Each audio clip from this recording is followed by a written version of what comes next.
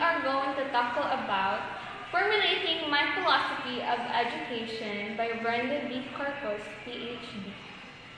According to Socrates, the examined life is not worth living. And now, let us proceed to the introduction. You, as a teacher, your philosophy of education is your window to the world and compass in life. Your philosophy of education is reflected in your dealings with students, colleagues, parents, and administrators. Your attitude towards problem life as a whole has an underlying philosophy. Abstraction. Your philosophy of education is your concept of the learner and concept of what must be taught and how this must be taught. These thoughts are the basis of your action and decisions when you prepare to teach and when you teach. Let's take a look on Teacher Macrina's philosophy. I believe that every child has a natural interest in learning and is capable of learning. It is an embodied spirit, can be influenced but not totally by his or her environment. It's unique. So comparing a child to other children has no basis, does not have an empty mind, rather is full of ideas. And it is my task to draw out these ideas. I believe that there are unchanging values in changing times, and this must be passed on to every child by modeling value inclination and value integration in my lesson. I believe that my task as a teacher is to facilitate the development of every child to the optimum and to the maximum by reaching out to all children without bias and prejudice towards the least of the children, making every child feel good and confident about him or herself through his or her experiences of success in the classroom. Helping every child master the basic skills of reading, communicating in oral and written form, arithmetic, and computer skills. Teaching my subject matter with mastery so that every child will use his or her basic skills to continue acquiring knowledge, skills, and values for him or her to go beyond basic literacy and basic numeracy. Inculcating or integrating the unchanging values of respect, honesty, love, and care for others, regardless of race, ethnicity, nationality, appearance, and economic status in my lesson. Consistently practicing these values to serve as model for every child. Strengthening practicing these values to serve as model for every child through hands-on, minds-on experiences inside and outside the classroom. Providing every child activities meant to develop the body, the mind, and the spirit. Teaching not only what you learn, but more important, how to learn.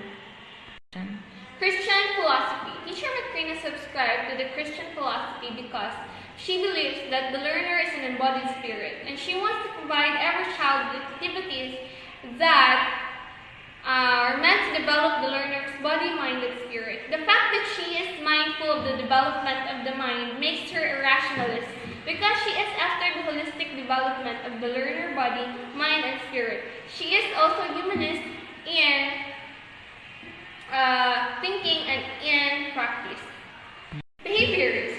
She believes in the behaviorist philosophy because she accepts that the learner can be influenced by the environment.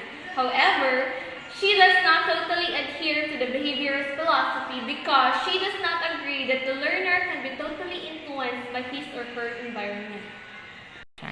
Essentialist. Teacher Macrina is also essentialist. In orientation, she is convinced that her primary task is the child's mastery of the basic skills of reading, communicating in oral and written form, arithmetic, and computer skills. She believes that mastery of these basic skills prepares the child to go beyond the basics.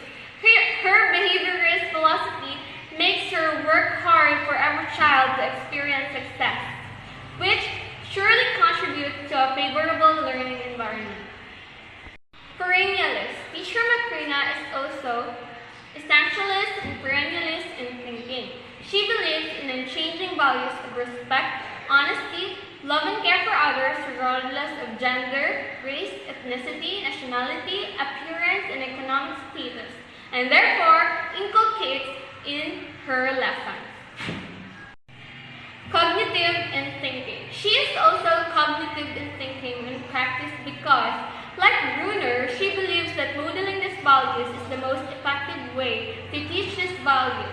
She wants to make use of hands-on, minds-on, hearts-on experiences inside and outside the classroom. This makes her progressivist. Teacher Macrina applies the progressivist dictum. Learning by doing, and the whole world outside the classroom is a classroom. She is also progressivist in the sense that she teaches learner not only subject matter but also how to learn. Constructivist. Teacher is also constructivist in philosophy because she does not agree that the learner has an empty mind. John Locke's tabula rasa. Rather, she believes that the child is full of ideas and it is her task to draw out these ideas. To sum it all up, it is important that you make explicit your philosophy of education. Your philosophy of education is your window to the world and compass in life. Your philosophy is your own thought and formulation, never formulated for you by another. That is why you are advised to begin with stating it with phrase, I believe. It is best to state in the concrete, not in the abstract like here, because this is your blueprint in to daily life. Thank you so much for watching. I hope you've learned a lot in our lesson.